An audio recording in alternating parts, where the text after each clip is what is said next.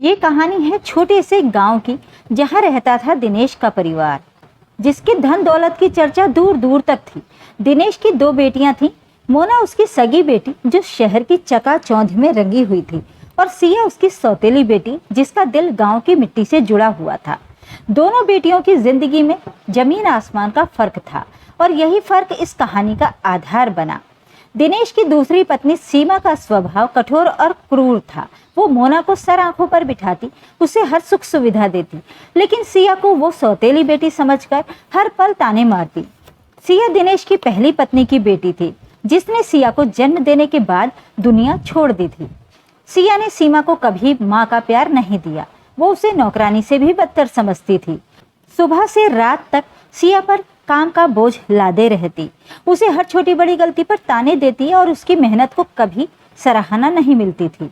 सीमा की जुबान से निकलने वाला हर शब्द सिया के दिल को चोट पहुंचाता, लेकिन सिया चुपचाप सब सहती, क्योंकि उसके पास और कोई चारा नहीं था। एक दिन सुबह का वक्त था। सिया खेतों से सामान लाद कर बैलगाड़ी पर लौट रही थी। उसकी साड़ी का पल्लू बार बार कंधे से सरक रहा था, लेकिन वो रुकी नहीं। उसका चेहरा थकान से भरा हुआ था, फिर भी उसकी आंखों में एक अजीब सी चमक थी, जैसे वो अपने दर्द को हौसले में बदल लेती हो। दूसरी ओर मोना अपने कमरे में गहरी नींद में थी, क्योंकि रात को देर तक वो शहर की किसी पार्टी में मस्त थी। सिया जैसे ही घर पहुंची, सीमा की चीख घर में गूंजी। सिया, कहाँ मर गई तू? सुबह के 8 बज गए, न चाय मिली न नाश्ता। दिन रात काम चोरी करती रहती है, नालायक कहीं की। सिया ने जल्दी जल्दी बैलगाड़ी को आंगन में खड़ा किया और रसोई की ओर भागी। माँ, बस चाय अभी बना देती हूँ, उसने धीमी आवाज में कहा। उसकी सांसें अभी भी तेज थीं, लेकिन सीमा का गुस्सा और ज्यादा भड़क गया। चाय बना देती हूँ? तुझे बोलने की तमीज नहीं? कितनी बार कहा मुझे माँ मत बोला कर। मेरी बेटी तो मोना है, तू तो बस इस घर का बोझ है। जल्दी कर, वरना आज खाना नहीं मिलेगा तुझे। सीमा के शब्द तीर की तरह सिया के दिल में चुभ रहे थे, लेकिन उसने चुपचाप सिर झुका लिया। तभी मोना आंखें मलते हुए बाहर आई। माँ, आप सुबह सुबह क्यों चिल्ला रही हैं? मुझे छोड़कर इस सिया को क्यों बुला रही हैं? मुझे भी तो नींद आ रही है। मोना का लहजा नखरों से भरा था। सीमा ने प्यार से उसका माथा चूमा और बोली, मेरी राजकुमारी, तू आराम कर। ये सिया तो काम करने के लिए ही है, इसे कुछ और आता भी क्या है। दिनेश जो पास ही खड़ा था, ये सब सुन रहा था। उसका चेहरा गुस्से से तमतमा उठा। सीमा, तुम हर बार सिया को उल्टा सीधा क्यों बोलती हो? वो सुबह से खेतों में मेरी मदद करने गई थी, अभी बैलगाड़ी से सामान लेकर आई है। तुम और मोना भी तो कुछ काम कर सकती हो। सीमा ने तंज कसते हुए जवाब दिया। हाँ, अच्छा किया तुमने उसे बैलगाड़ी सिखा दी।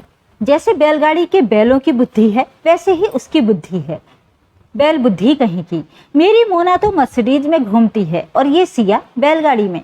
यही इसका स्तर है। मोना हंस पड़ी, लेकिन दिनेश ने सख्त लहजे में कहा, सीमा, तुम्हारे और मोना के हाथों में मेहंदी लगी है क्या? कुछ तो शर्म करो। इधर सिया बैलगाड़ी को आंगन में छोड़कर रसोई में चली गई। वो चाय बनाने में जुट गई, लेकिन सीमा की आवाज फिर गूंजी, कितनी देर लगाएगी तू? तुझे तो चाय बनाना भी नहीं आता। मेरी मोना होती तो अब तक सब कुछ तैयार हो जाता। सिया ने चुपचाप चाय बनाई और सबके लिए नाश्ता तैयार किया, लेकिन जब वो नाश्ता लेकर आई तो सीमा ने फिर तंज कसा। ये क्या बनाया है? ये रोटियां तो पत्थर की तरह सख्त हैं। तुझे कुछ ढंग का बनाना भी नहीं आता। सिया ने कोई जवाब नहीं दिया। वो चुपचाप रसोई में वापस चली गई और दोबारा रोटियां बनाने लगी। उसकी आंखें नम थीं, लेकिन वो अपने दर्द को छिपा रही थी। दिनेश ने ये सब देखा और उसका दिल दुखा। वो सिया के पास गया और धीरे से बोला, बेटी, तुम इतना सब क्यों सहती हो? सिया ने मुस्कुराते हुए कहा, पिताजी रहने दीजिए, मैं ठीक हूँ। सीमा की क्रूरता यही नहीं रुकती थी। वो हर छोटी छोटी बात पर सिया को ताने मारती। अगर चाय में चीनी कम होती तो वो चिल्लाती, तुझे इतना भी नहीं आता कि चाय में कितनी चीनी डालनी है? बेकार है तू। अगर खाना थोड़ा ठंडा हो जाता तो वो कहती, ये खाना तो जानवर भी ना खाएं। तुझे रसोई में घुसने की तमीज भी नहीं।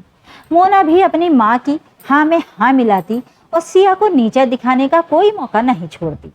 एक दिन जब सिया खेतों से थक कर लौटी तो सीमा ने उसे फिर डांटा, कहाँ घूम रही थी तू? दिन भर खेतों में मटर गश्ती करती है और घर का काम कौन करेगा? तुझे तो बस काम चोरी करना आता है। सिया ने धीरे से कहा, माँ मैं खेतों में पिताजी की मदद करने गई थी, अब रसोई संभाल लेती हूँ। लेकिन सीमा ने उसकी बात अनसुनी कर दी और बोली, चुप कर, मेरे सामने माँ मत बोला कर, तू मेरी बेटी नहीं है, बस इस घर का बोझ है। जल्दी रसोई में जा और आज मोना के लिए स्पेशल खाना बना, उसकी सहेलियां आने वाली हैं। सिया चुपचाप रसोई में चली गई। उसने मोना के लिए तरह तरह के पकवान बनाए, पनीर की सब्जी, पूरियां, चावल और मिठाई। लेकिन जब मोना और उसकी सहेलियां खाना खाने बैठी तो सीमा ने सिया को खाने की मेज के पास खड़े रहने को कहा। तू यहीं खड़ी रह, अगर किसी को कुछ चाहिए तो तुरंत देना। सिया भूखी थी लेकिन उसने कुछ नहीं कहा। उसने चुपचाप सबकी सेवा की, जबकि मोना और उसकी सहेलियां हंस हंस कर खाना खा रही थीं। रात को जब सिया अपने छोटे से कमरे में सोने गई तो उसकी आंखें नम थीं। वो मन ही मन सोच रही थी, काश मेरी माँ जिंदा होती, शायद वो मुझे गले लगाकर कहती कि मैं उसकी प्यारी बेटी हूँ। लेकिन सिया ने अपने दर्द को दिल में दबाया और सो गई। मोना की जिंदगी चमक दमक से भरी थी। एक दिन वो मर्सिडीज से उतरी, हाथों में महंगे कपड़े, गहने और ब्रांडेड जूतों के बैग्स लिए। सीमा ने उसे देखते ही गले लगाया और बोली, मेरी बेटी तो राजकुमारी है, तू चिंता मत कर, जल्दी तुझे नई मर्सिडीज दिलाऊंगी। मोना ने खुशी से जवाब दिया, थैंक यू माँ, तुम सबसे अच्छी हो। सिया दूर खड़ी ये सब देख रही थी। उसका दिल भर आया। उसने मोना की चमकती जिंदगी को देखा और सोचा, काश मुझे भी एक बार माँ का प्यार और सम्मान मिल पाता। लेकिन वो चुप रही और काम में जुट गई। सीमा की क्रूरता हर दिन बढ़ती जा रही थी।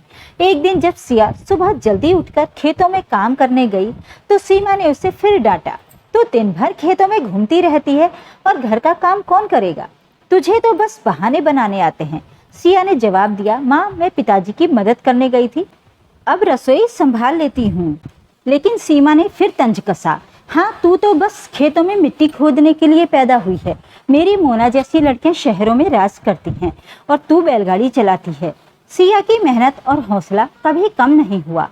वो हर दिन खेतों में दिनेश के साथ काम करती, बैलगाड़ी से बाजार जाती और घर लौटकर रसोई संभालती।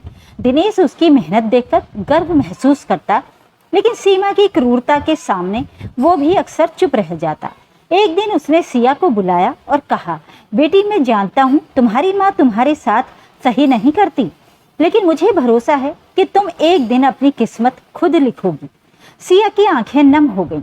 पिताजी आपने इतना बोल दिया वही मेरे लिए बहुत है। दिन बीतते गए और मोना की शादी तय हो गई। लड़का था रोहन, एक बड़े शहर का अमीर व्यापारी। शादी का जश्न पूरे गांव में गूंजा। मोना की विदाई मर्सिडीज में हुई। सीमा ने गांव वालों के सामने गर्व से कहा, देखो मेरी बेटी राजकुमारी की तरह विदा हो रही है। उसकी शादी एक राजकुमार जैसे लड़के से हुई है। लेकिन एक औरत ने तंज कसते हुए कहा, हाँ सीमा, अब देखते हैं तुम अपनी दूसरी बेटी की शादी कैसे करती हो। सीमा का चेहरा लटक गया। मोना की विदाई के बाद सीमा का सिया पर जुल्म और ज्यादा बढ़ गया। वो हर दिन उसे नए नए काम देती, ताने मारती और उसे नीचे दिखाने का कोई मौका नहीं छोड़ती। एक दिन जब सिया खेतों से थक कर लौटी तो सीमा ने उसे डांटा, तू दिन भर कहाँ घूमती रहती है, घर का काम छोड़कर खेतों में मिट्टी खोदने का शौक चढ़ा है तुझे। आज रात का खाना समय पर नहीं बना तो तुझे भूखा सोना पड़ेगा। सिया ने चुपचाप सिर झुकाया और रसोई में चली गई। दिनेश ये सब देख रहा था। उसका दिल दुखा और उसने फैसला किया कि अब सिया की शादी कर देनी चाहिए। उसने सिया को बुलाया और कहा, बेटी मैं चाहकर भी इस घर में तुम्हारे लिए कुछ ज्यादा नहीं कर सकता। मैं तुम्हारी शादी एक अच्छे घर में तय कर देता हूँ। सिया की शादी एक गरीब किसान रामू से तय हो गई। उसकी विदाई बैलगाड़ी में हुई। गांव वाले फुसफुसाए, सगी बेटी को मर्सिडीज में और सौतेली को बैलगाड़ी में, कैसा न्याय है। लेकिन सिया ने अपनी किस्मत को स्वीकार कर लिया। उसने रामू के साथ नई जिंदगी शुरू की। रामू ने कहा, सिया मैं भले ही गरीब हूँ लेकिन तुम्हारे लिए खूब मेहनत करूंगा। सिया ने मुस्कुराते हुए जवाब दिया, मुझे सिर्फ प्यार और सुकून चाहिए। सिया की शादी के बाद भी सीमा का व्यवहार नहीं बदला। वो अक्सर रामू के घर जाती और सिया को ताने मारती, तू तो बैलगाड़ी में ही सही थी। वो कहती, अब देख इस गरीब के साथ क्या हाल हुआ है तेरा। मेरी मोना तो महलों में रहती है और तू झोपड़ी में। रामू ये सुनकर गुस्सा हो जाता है लेकिन सिया उसे चुप करा देती है, रहने दो, ये मेरी माँ है। सीमा का जुल्म यही नहीं रुकता था। जब भी वो रामू के घर आती वो सिया को तरह तरह के काम करने को कहती। ये घर कितना गंदा है सिया, तुझे तो कुछ साफ सफाई भी नहीं आती। मेरी मोना का घर तो चमकता रहता है। वो सिया को रसोई में घंटों खड़े रहने को मजबूर करती और अगर कुछ कमी रह जाती तो ताने मारती, तुझे तो खाना बनाना भी नहीं आता। मेरी बेटी के लिए मैंने कितना अच्छा लड़का चुना और तू इस गंवार के साथ फंस गई। सिया चुपचाप सब सहती। वो रामू के साथ खेतों में मेहनत करती, बैलगाड़ी से सामान बेचने जाती और अपने छोटे से घर को संभालती। रामू उसका हौसला बढ़ाता। एक दिन उसने कहा, सिया हम गरीब हैं लेकिन मेहनत से सब कुछ हासिल कर सकते हैं। आज बैलगाड़ी से शुरू करते हैं, एक दिन ट्रक तक पहुंचेंगे।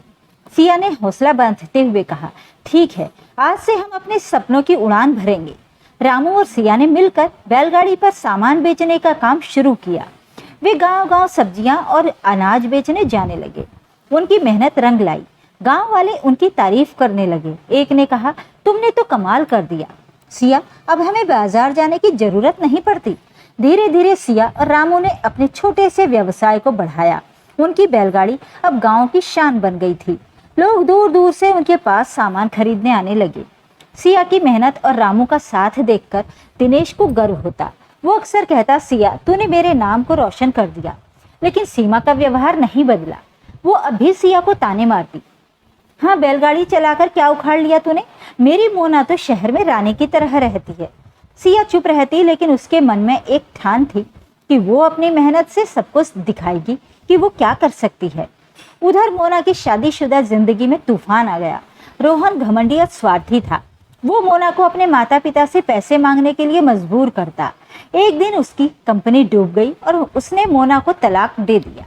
मोना जो कभी शान शौकत में डूबी हुई थी, टूटकर अपने माता पिता के घर लौट आई। सीमा का घमंड भी अब टूट चुका था। उसे समझ आ गया कि पैसा और रुतबा सब कुछ नहीं होता। उधर सिया और रामू ने अपनी बैलगाड़ी के व्यवसाय को एक बड़ी कंपनी में बदल दिया। जब सीमा और मोना को सिया की सफलता की खबर मिली तो वो हैरान रह गए। सीमा को अपनी गलती का एहसास होने लगा। एक दिन वो सिया के पास गई। उसका चेहरा शर्मिंदगी से झुका हुआ था। सिया, मैंने तुम्हारे साथ बहुत गलत किया, तुझे बोझ समझा, ताने मारे और कभी प्यार नहीं दिया। लेकिन आज तुमने मुझे सिखा दिया कि मेहनत और हौसला क्या होता है। सिया ने सीमा को गले लगाया और कहा, माँ जो बीत गया उसे भूल जाएंगे।